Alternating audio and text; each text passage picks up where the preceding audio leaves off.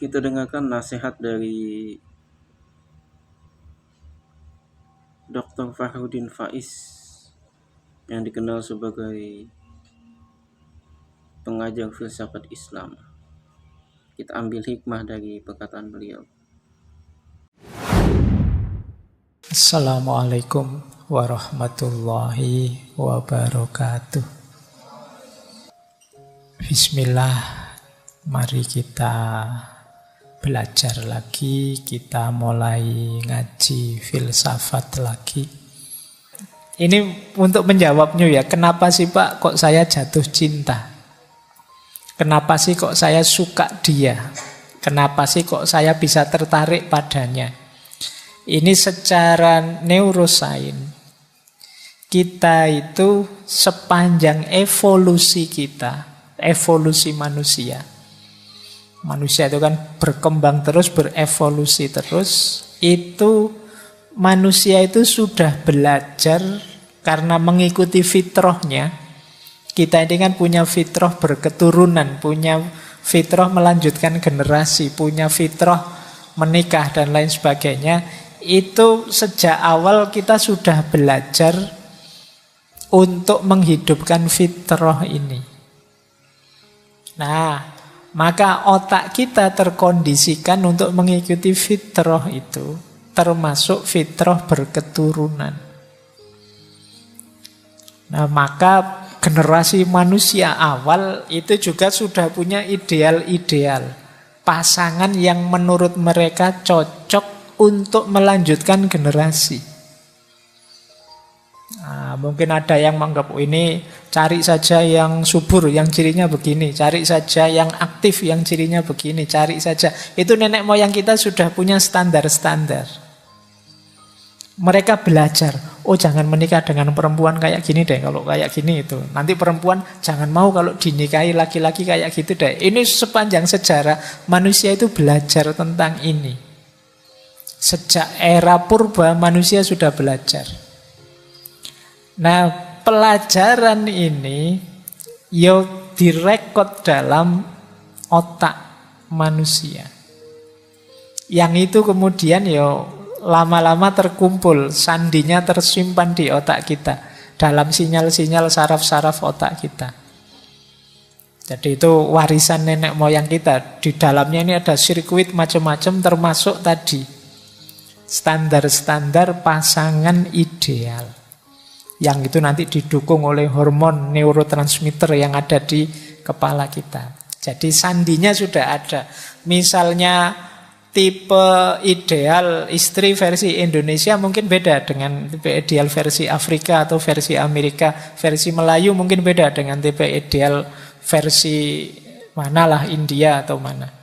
Ini sesuai rekod cetak yang ada di kepala kita. Ini warisan nenek moyang kita. Nah, selanjutnya isi kepala yang isinya sandi-sandi itu akan jadi secara tidak sadar jadi standar kita. Kalau melihat pasangan yang menurut sandi-sandi tadi cocok, menurut sirkuit-sirkuit tadi cocok. Itulah mengapa kadang-kadang bagi temanmu, sahabatmu yang satu ini tidak menarik, tapi kok malah temanmu yang satunya jatuh cinta sama dia. Itu mungkin ada warisan-warisan standar yang cocok. Nah, mungkin misalnya nenek moyangmu dulu trauma punya pasangan kok merengut saja, terus dia punya pokoknya cari istri yang murah senyum lah besok misalnya. Itu terus jadi tergambar di kepalamu, terpola, nanti ini mungkin lama-lama diwariskan.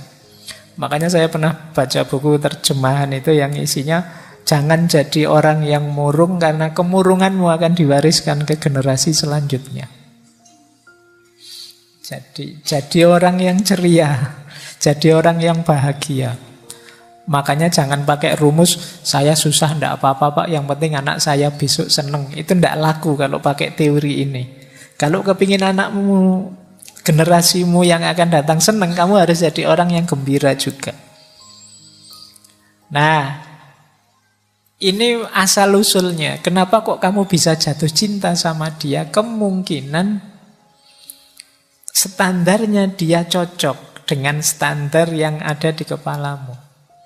Yang ini mungkin kamu tidak sadar. Oh enggak kok Pak, saya itu tiba-tiba saja seperti ada yang narik terus jatuh cinta sama dia. Saya tidak pakai mikir. Ya sebenarnya itu karena sudah ada pola, sudah ada standar yang ada di kepalamu. Jadi ketika standar ini secara tidak sadar ketemu, itu mungkin kayak lampu ninu-ninunya itu bunyi terus. Wah ini cocok ini. Nah, yo alhamdulillah kalau yang membunyikan standarmu itu dia juga bunyi standarnya. Nah, berarti sama-sama jatuh cinta. Kalau tidak ya kamu bunyi sendirian. Jadi bertepuk sebelah tangan kamu. Ah, itu cikal bakalnya patah hati di situ. Jadi kalau kamu ketemu kok terus sinyalmu bunyi, kamu boleh tanya, sinyalmu bunyi juga enggak? Ah, kalau ternyata enggak, ya kamu siap-siap sudah ancang-ancang mundur. Nah, ini awalnya begini. Nah, yang penting bukan ini, yang penting selanjutnya. Setelah jatuh cinta, ini yang menarik. Pusat-pusat rasional di otak kita macet. Jadi otak emosionalnya meluap. Jadi yang kuat sekali emosinya, rasionalnya macet. Itu kenapa jatuh cinta itu sering kelakuannya orang jatuh cinta itu tidak logis, tidak masuk akal. Orang jatuh cinta itu seperti orang mabuk. Bahkan ada yang bilang orang jatuh cinta itu seperti orang pecandu narkoba. Ketika orang kecanduan itu kan selalu ingin dapat itu terus. Kalau biasanya nyuntik ya suntikan terus.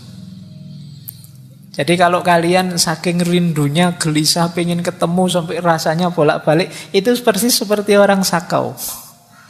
Rumusnya memang begitu. Gejala kimia yang ada di otakmu begitu. Jatuh cinta itu semacam ketergantungan. Nah, sistem amigdala, sistem cinguli kortek macet. Sistem amigdala itu sistem ketakutan, kesiagaan. Sistem berpikir kritis juga macet. Jadi, akhirnya apa? Banyak orang bilang, wah orang mencintai itu tidak masuk akal, tidak rasional. Kewaspadaannya turun, daya kritisnya turun. Jadi, aktivitas ini didukung oleh berbagai hormon. Jadi seperti dopamin, oksitosin, serotonin, wis itu tambah. Kamu tambah melekat, tambah rasanya tidak bisa putus sudah. Makanya jangan heran, bagi yang pernah ngalami jatuh cinta itu rasanya sejuta rasa. Meledak-ledak, pokoknya tidak bisa dikontrol. Karena memang otak rasionalnya macet. Jadi kadang-kadang yang dilakukan tidak masuk akal. Ada ndak yang di sini nelpon mulai Isya sampai jam 3? Ya, saya pernah diceritain begitu.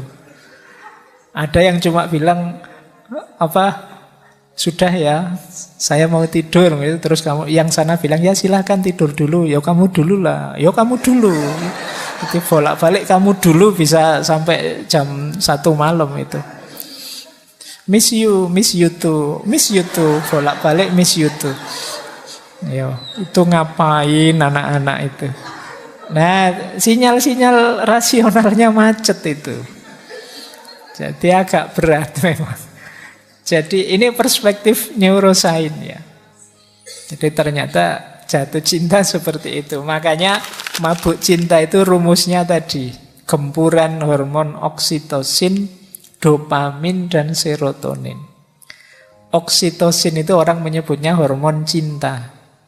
Karena berhubungan dengan perasaan, kasih sayang, emosi, keterikatan antar manusia. Kemudian dopamin. Dopamin ini hormon kenikmatan. Kalau kita merasakan nikmat, otak kita melepaskan dopamin ini. Misalnya kita makan enak. Begitu makan makanan enak, keluar hormon dopamin ini. Mendengar lagu kesenangan kita, keluar dopamin ini. Ketika dopamin ini keluar, biasanya kita tambah bergairah, tambah semangat, tambah kreatif. Jadi cuma ya dopamin ini yang namanya kenikmatan itu kan ada durasinya. Tidak tahan lama. Itu makanya orang jatuh cinta itu beda antara pertama kali jatuh cinta dengan 6 bulan sesudahnya, setahun sesudahnya, apalagi 4 tahun sesudahnya.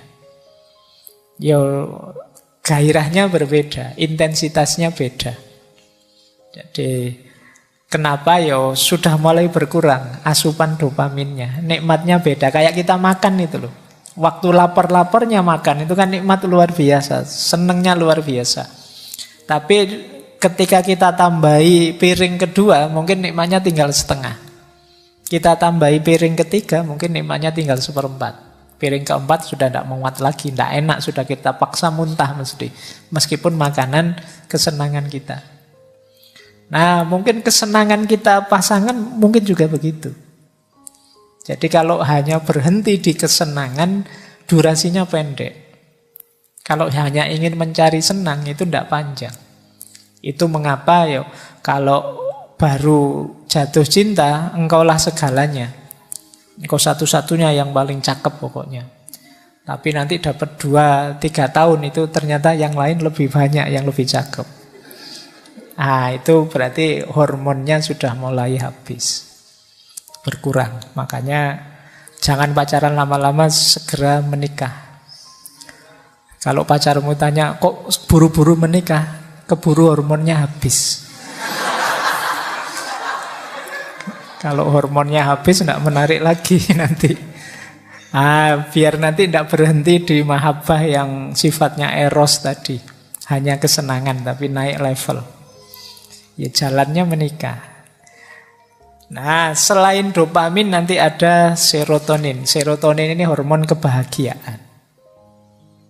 Jadi biasanya membuat hati tenang, membuat hati nyaman, mengurangi depresi, ini serotonin.